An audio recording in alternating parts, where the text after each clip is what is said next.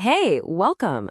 Today we're going to tackle one of the most hyped and honestly most confusing technologies out there, cryptocurrency. There's so much noise, so let's cut right through it and figure out what's really going on. The incredible surge in crypto activity right here in the US in just the first half of 2025. According to TRM Labs, we're talking about transaction volume blowing past $1 trillion. This isn't a fad, it's a massive multi-year trend. Okay, so that kind of explosive growth just begs the question, right? What is actually driving this whole thing? And maybe more importantly, how does this digital money, work? That's exactly what we're about to break down. To really get a handle on crypto, you have to start with the original, the one everyone knows, Bitcoin. And the best way to think about it is to compare it to something much, much older. You've probably heard people call Bitcoin digital gold. And you know what? According to folks at places like the Royal Mint, it's not a bad comparison.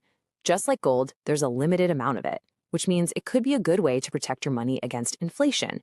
But the really key thing? Neither gold nor Bitcoin is controlled by a single government or a central bank. So why was Bitcoin even invented? Well, it didn't just appear out of nowhere. It was born right in the fires of the 2008 global financial crisis.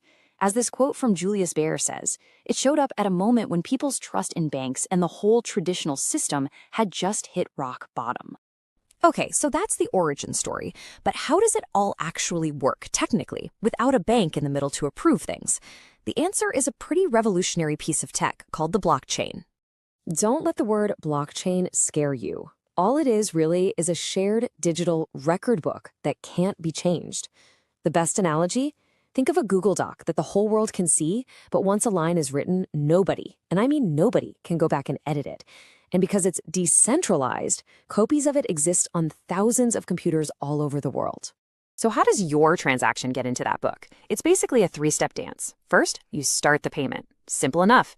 Second, your request gets broadcast out to this huge network of computers. And third, these computers, called nodes, all work together to make sure your transaction is legit. Once they agree, they lock it in as a new block on the end of the chain, forever. But wait a minute, how does the network know it's really you sending the money, and that you actually own it?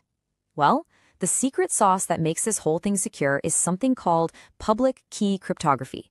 It's the magic that lets you prove ownership without needing a bank to vouch for you. Now, this is maybe the most important thing to understand. You have two keys.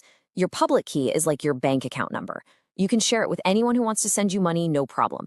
But your private key, that is your secret password. It is your PIN. It is everything. You guard it with your life. Because if anyone else gets it, they have total control of your funds.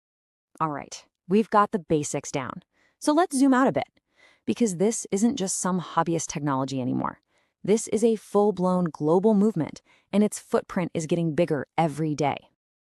This isn't just about code and computers. It's really about connection.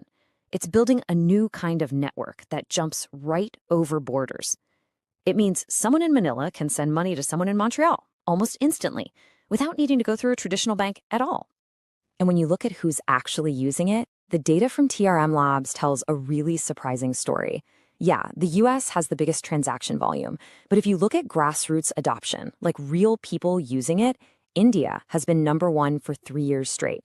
This huge growth in places like India, Pakistan, and the Philippines is often about real-world needs, like finding cheaper ways to send money home. And here's where it gets really wild. Adoption is absolutely exploding, even in places where crypto is officially banned. In countries like Egypt and Morocco, the demand from ordinary people for a different kind of financial tool is just proving to be way more powerful than any government restriction. Now, inside this whole crypto world, there's one area that is growing at a meteoric pace. Why? Because it solves crypto's single biggest headache, volatility. I'm talking about stablecoins. These are cryptos specifically designed to hold a steady value, usually by being tied to something like the US dollar. I mean, just look at this. Stablecoins have become absolutely essential. They now make up almost a third of every transaction recorded on the blockchain. They give people all the benefits of crypto, speed and access, but without the insane price swings you see with Bitcoin.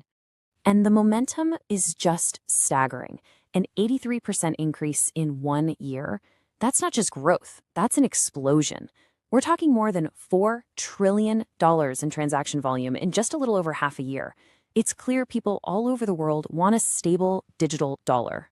So, when you've got trillions of dollars flying around the system, it's really no surprise that governments and regulators are finally starting to play catch up. Let's just say the Wild West days of crypto are quickly coming to an end. So, as crypto goes mainstream, we're starting to see what the new rulebook will look like. A report from PwC lays it out pretty clearly. The big focus is on fighting money laundering, protecting consumers with new laws like the big one in Europe called MiCAR, and finding safe ways to connect crypto to traditional finance, like with ETFs, which let you buy crypto through the regular stock market. All of this growth, all of these new rules, it brings us to the central debate, the big question hanging over everything. Is crypto the future of finance? Or is it just a new and maybe more dangerous way to speculate? Let's just lay it all out. On one side, you have the promise. Researchers at places like MIT see a future with lower fees and more financial access for everyone. But on the other side, you have the peril, and it's serious. Institutions like Brookings point to Bitcoin's huge energy use, its notorious volatility, and the very real risk of it being used for crime. So we end up with the ultimate question. Is this technology actually going to build that more open, more inclusive financial system it promised? Or are we just creating a whole new set of complex risks for our digital world? The truth is, the story is still being written, and the answer to that question is one of the most important of our time.